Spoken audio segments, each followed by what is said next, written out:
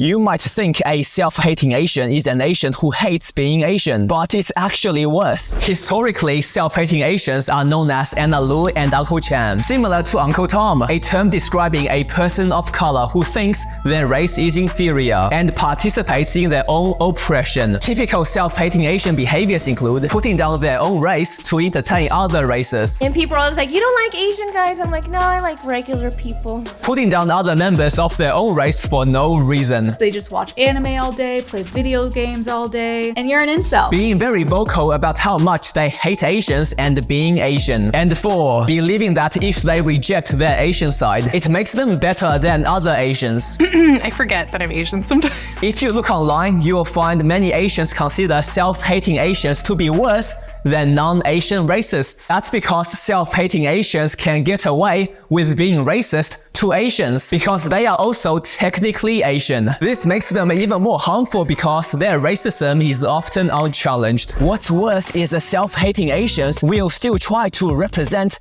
and speak on behalf of Asians on topics like discrimination. They will confirm and perpetuate negative stereotypes. They will downplay racism. Why you eat that bat? Why you eat that bat? I saw your tray flip. It was bad.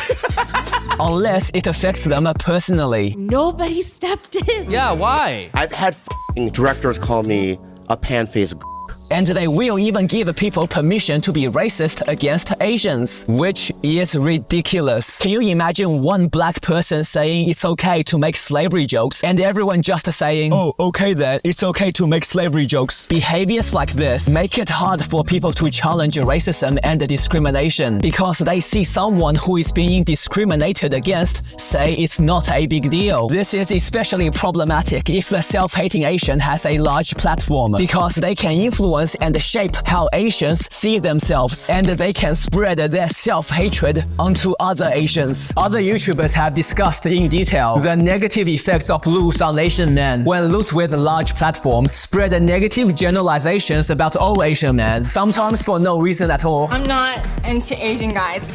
Why not? Something that I can't tolerate. It can damage the self-esteem of young Asian men and negatively affect the way all Asian men are viewed by society. And of course, this problem extends to all negative racial generalizations perpetuated by self-hating Asians. All Asians are affected by their actions and become chained to outdated stereotypes assigned to them based on their race. The hate. There's so much hate. And if the very same comments made by self-hating Asians were made by people who were not Asian, they would be called out for being racist. The irony is, regardless of how much self-hating Asians hate Asians, racists will still pick on them because they are Asian. But no one just wakes up one day and decides to hate themselves. So why do people become self-hating Asians? The biggest reason is internalized racism, a form of self-hatred defined as beliefs about one's own inferiority, weaknesses, or shortcomings as a function of a membership in an oppressed group. Internalized racism causes Asians to believe they are inferior and behave in ways that perpetuate and reinforce racism towards Asians. And the worst part is, people may not even be aware of their own internalized hatred, but what causes internalized racism. For previous generations, Asians in Western countries were constantly bombarded with anti-Asian propaganda and racism. And when you have to deal with constant discrimination, it can be easy to understand why so many Asians start hating being Asian. And as previously mentioned, self-hating Asians are likely to pass on their hatred to their children. The best recent example of mass discrimination against Asians is the Chinese flu, China, Kung flu. During which every single Asian person became personally responsible for all the bad things happening in the world. Asians also face constant microaggressions and racial abuse that can destroy their self-esteem over time, especially those born in Western countries who are never truly accepted because of their race. The media also plays a large role in internalized racism. One example is how they define society's beauty standards. Typically for women, blonde hair, blue eyes, and light skin are portrayed as the pinnacle of beauty. While many Asian features have been the target of racial slurs and gestures, many young Asian women have lower self-esteem and start resenting their Asian features, as evidenced by the explosive growth of cosmetic surgeries and skin whitening products. And in terms of pop culture representation, Asian men are typically shown as emasculated clowns, while Asian women are often fetishized and depicted as overly subservient. You will also never hear about the John Cho's and Kumail Nanjiani's standing up against racial humor, but your screens will be filled with Ken Jeong's playing every single Asian stereotype. Social media is even worse. Asian men are constantly told they are undesirable. What's one race you laddies wouldn't date? Asian. Asian men are generally perceived as unattractive. The biggest Asian influencers in the Western world make fun of their culture and race for other people to laugh at. Comment sections are always full of racists. All these factors combined, it's easy to understand why so many Asians eventually become self-hating Asians. Sometimes in the hope that it will somehow save them from racism. It won't.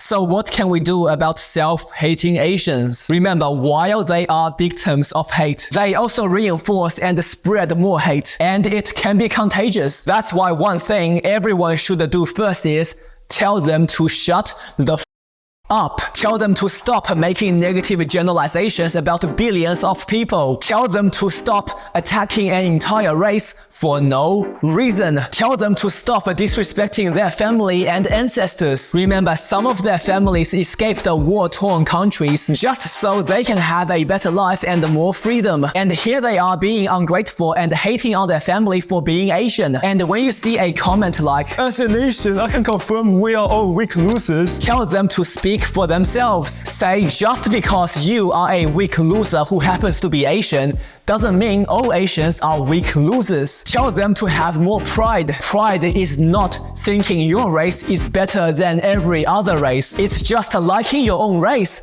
and not hating yourself. The more challenging question is, how do we cure self-hating Asians? There are many suggestions like finding positive Asian role models, actively calling out self-hating behaviors when you see it, fighting back against racism and discrimination, no matter what form they take, having better representations of Asians in all media, especially social media, and of course, celebrating diversity and broadening our definition of beauty. It's not a perfect science, and the solution for every self-hating Asian will be different, but now that you know about self-hating Asians, the very least you should do is to challenge their negative beliefs about themselves and their race. And if you are a self-hating Asian, here's the honest truth. You are Asian and you will always be Asian. The people making you feel inferior will never see you as an equal. Likewise, Asians who respect themselves will never respect you because you hate your own race. Your current course of action is absolutely unacceptable. For even feral animals have a sense of loyalty to their own. But it's not entirely your fault,